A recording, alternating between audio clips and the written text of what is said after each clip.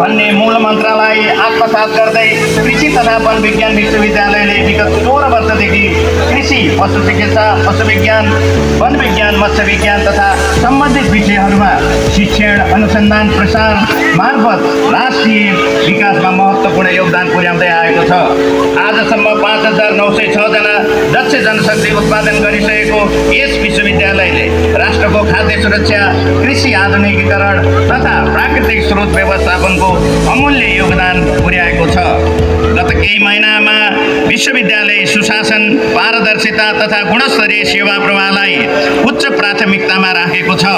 शैक्षिक क्यालेन्डरलाई व्यावहारिक र प्रभावकारी बनाउँदै समयमा परीक्षा सञ्चालन र नतिजा प्रकाशन गर्ने प्रणालीलाई थप सुदृढ बनाएको छ। सुशासन, आर्थिक अनुशासन र पारदर्शितालाई संस्थागत गर्दै आम्दानी तथा खर्चको विवरणलाई सार्वजनिक गर्ने अभ्यासलाई व्यवस्थित गरिँदैछ।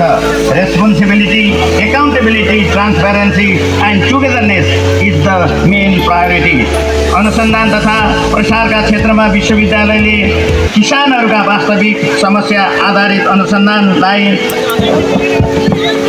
प्राथमिकता दिएको छ।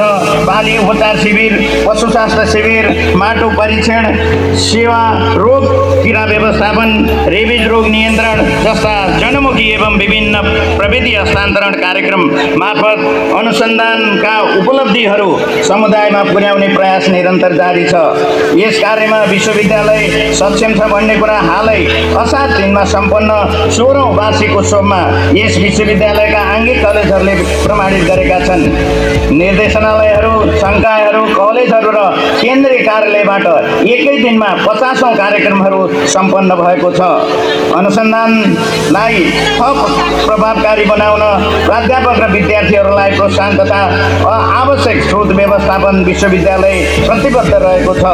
यसका लागि प्रदेशका मन्त्रालयहरूसँग सहकार्य, देशको विभिन्न गाउँपालिका र नगरपालिकासँग समन्वय गरेर आगामी वर्षको बजेटमा अनुसन्धान र प्रसारलाई मध्यनजर राखेर बजेट व्यवस्थापन प्रतिबद्धता जाहेर भइसकेको छ।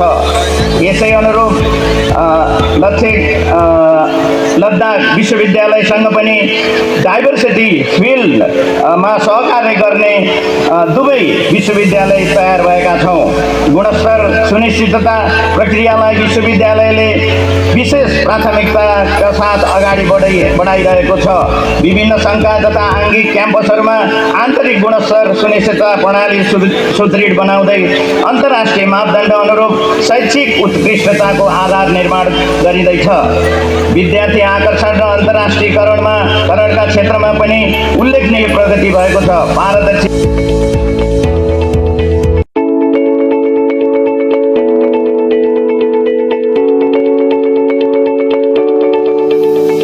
express our sincere appreciation for your presence at this historic event.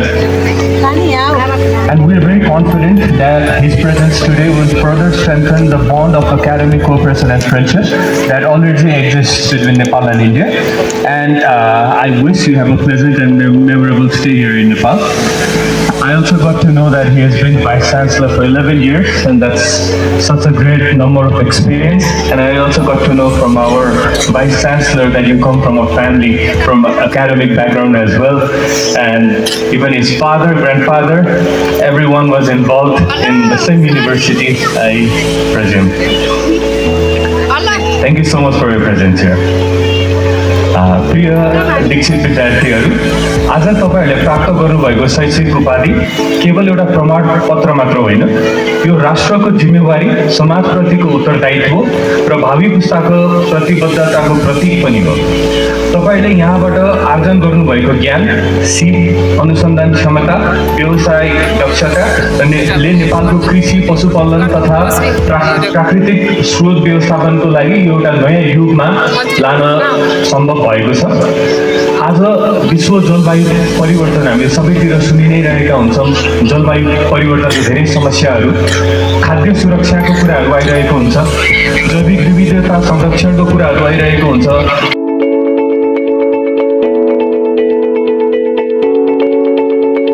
सम्बन्धित काम कर्तव्यहरू सदा कर्तव्यनिष्ठ र इमानदार भई पुरा गर्छु भन्ने प्रतिज्ञा गर्नुहुन्छ।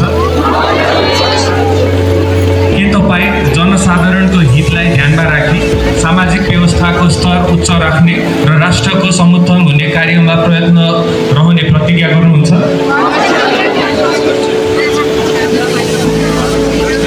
धन्यवाद।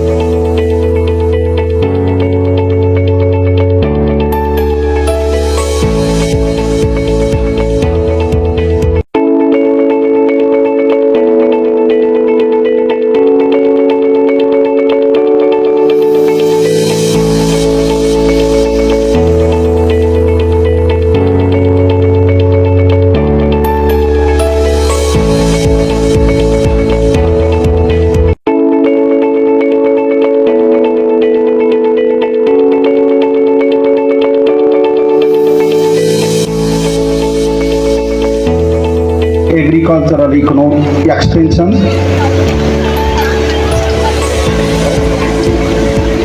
Suryamari Dhungana, PhD in Agricultural Economics,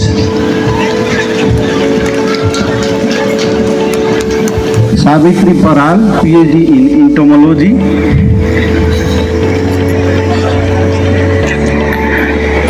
Vinod Gimire, PhD in Agricultural Economics,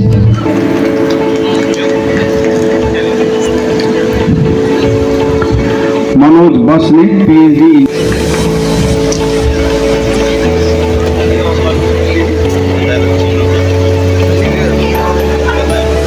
Madhav Dhital, PhD in Horticulture,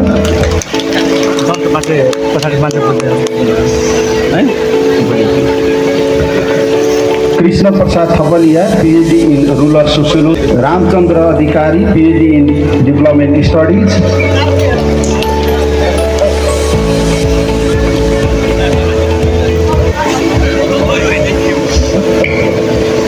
Naveen Gopal Pradhan, PhD in Horticulture,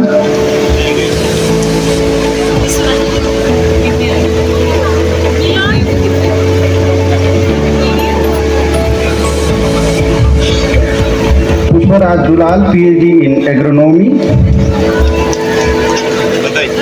Ram Hari Timal Sinha, PhD in Agricultural Extension,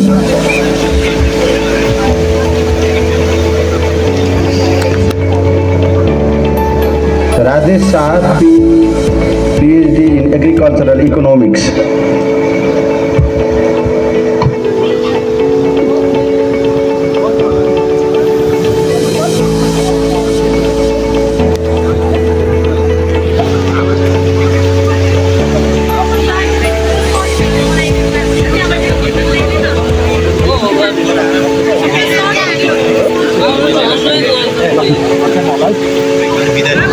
समारोहका अध्यक्ष तथा माननीय सहकुलपतिज्यू, पशु विज्ञान, पशु चिकित्सा र मत्स्य विज्ञान संकाय अन्तर्गतका विद्यावारिधि PhD उपाधि पाउने उम्मेदवारहरूलाई उपाधिको प्रमाणपत्र प्रदान गर्नु हुन श्रीमानमा निवेदन गर्दछु।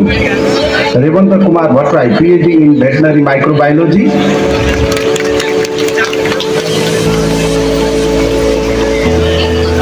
सुजया Upreti, PhD in animal nutrition and fodder production,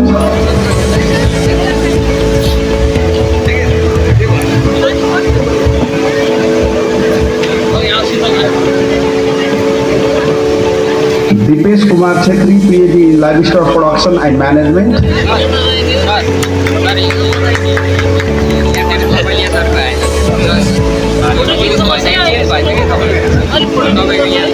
Virendra Khanal, PhD in Animal Nutrition and Fodder Production,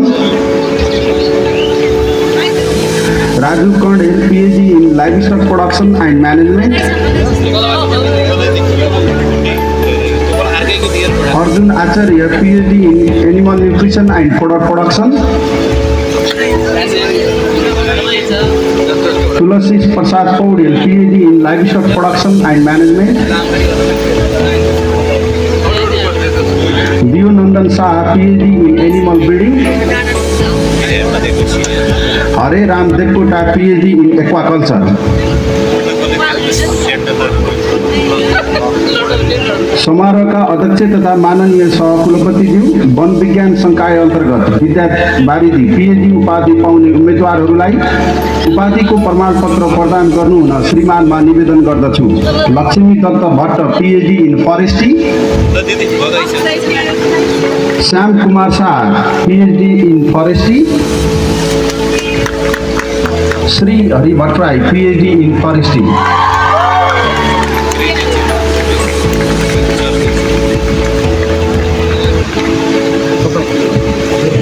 संकाय प्रथम भावना रेग्मी कृषि संकाय, उहाँले पनि 4 CGPA-मा 4 नै प्राप्त गर्नुभएको छ। र त्यसै गरी मनिता पौडेल पशु विज्ञान पशु चिकित्सा र मत्स्य विज्ञान संकाय, उहाँले 4 CGPA-मा 4 नै प्राप्त गर्नुभएको छ।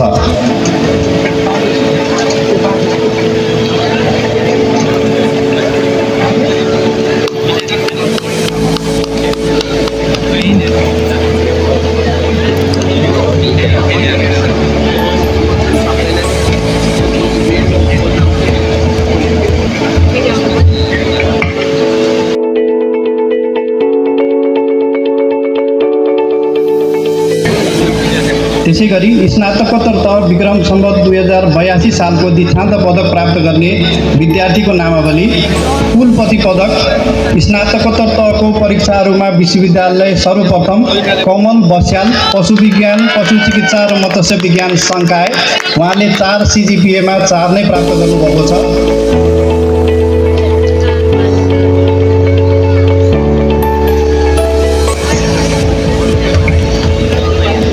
त्यसै गरी उपकुलपति पदक स्नातकोत्तर तहको परीक्षाहरूमा संकाय सर्वप्रथम प्रकृति अधिकारी कृषि संकाय,